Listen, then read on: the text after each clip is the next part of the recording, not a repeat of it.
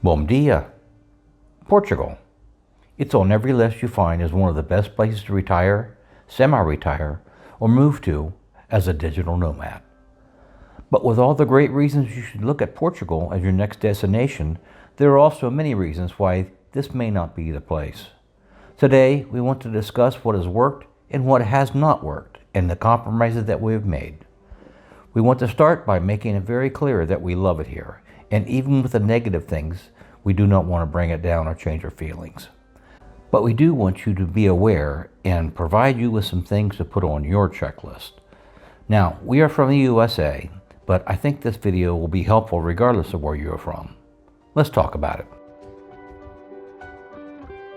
As we talk today, we will be taking you through one of our favorite towns on the island of Madeira, Santa Cruz. We hope you enjoy, and we invite you to stop for a visit when you come to Portugal for a future visit. In case you are new to our channel, I am Alan. I am here with my wife Leslie, our son Wolf, our dog Greer, and Rex the cat. We are from the United States and now live in Portugal on the beautiful island of Madeira. We hope you will find our journey helpful as you work to navigate your own. It'll be fun. Vai ser divertido. A little bit about us. We were already searching for our next adventure long before COVID came along.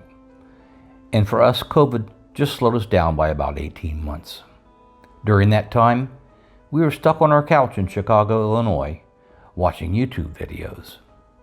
We searched all around the world, built cost of living spreadsheets, joined group programs, and did as much research as we could so we would be ready once we were able to travel.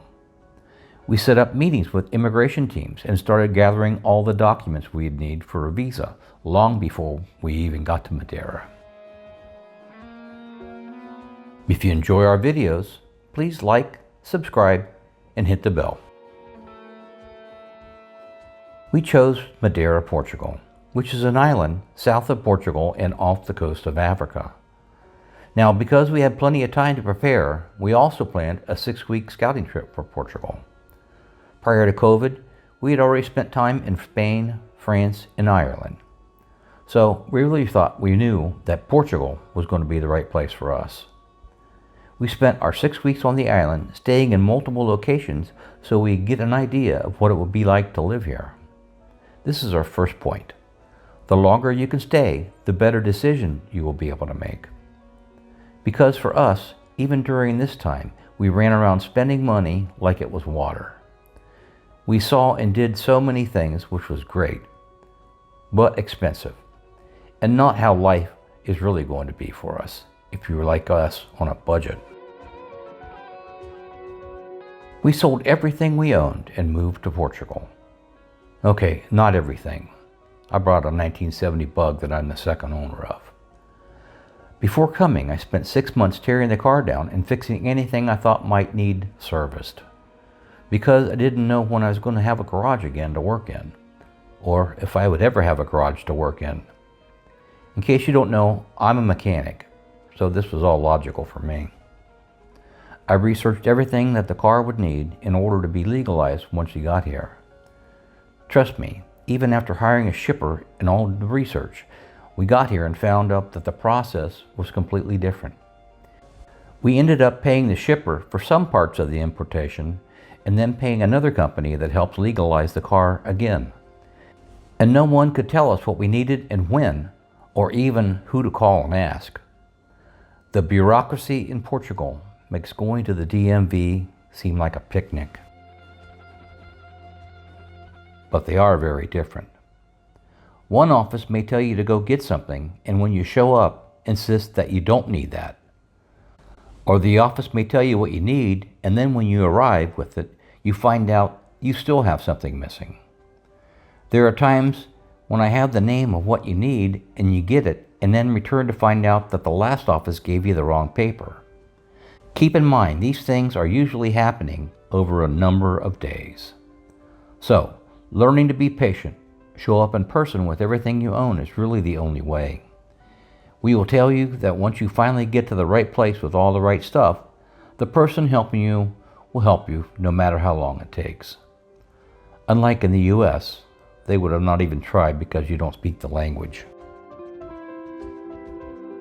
The lure of Europe and a European lifestyle was great for us. It meant cafes, making new friends, and learning the language. We thought we had properly prepared for all the hard stuff like taxes. We had spoken with an expat U.S. tax accountant and contacted a Portuguese one. We had been on the finance website learning all about the NHR tax regime. And granted, we didn't know a lot, but it was all just enough to be dangerous. And taxes are not something that you want to get wrong. We have met people that had no clue that the NHR tax program doesn't even work for everyone, or they had gotten some old data and thought there was a guarantee of no taxes, or that the USA has rules on how you qualify for deductions so you do not have to pay double taxes. Some people have even chosen to go back after all the work they did to get here because of tax implications. Some taxes balance each other out in Portugal, like sales tax, which is very high, but property taxes that are not so much. Do your due diligence.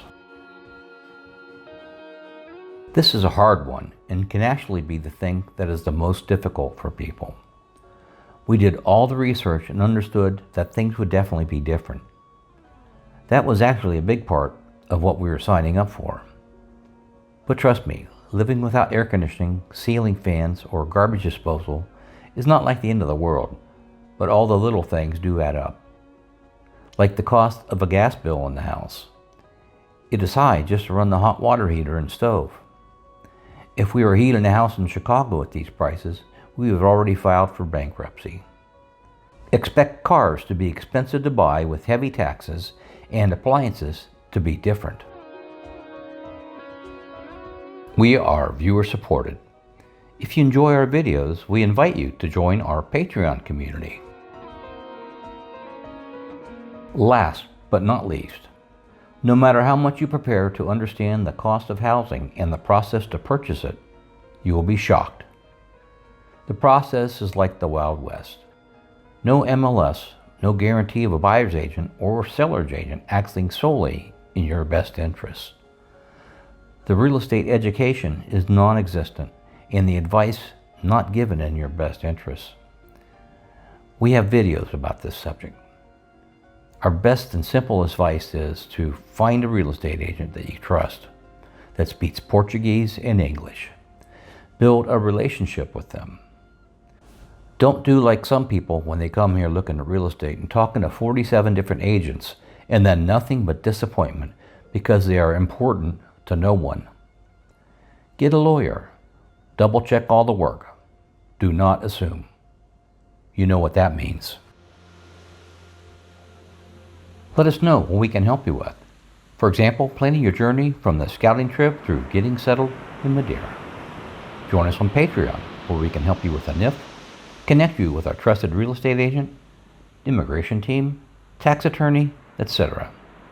And don't forget to pick up your free moving abroad planning checklist at www.it'llbefunretirement.com.